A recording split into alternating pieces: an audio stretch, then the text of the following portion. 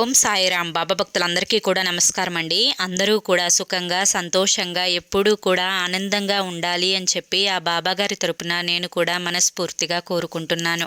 ఈరోజు బాబాగారు అందించే సందేశం ఏంటి అంటే కనుక, తల్లి వెంటనే నువ్వు నా పాదాలని తాకు, నీకున్న కర్మలన్నింటినీ కూడా తొలగించుకొని వెంటనే అదృష్టాన్ని దక్కించుకునే ప్రయత్నం చేయి తల్లి అని చెప్పి ఏదో తెలియని సందేశాన్ని ఈరోజు బాబాగారు మనకు అందించడానికి మన ముందుకు వచ్చారండి.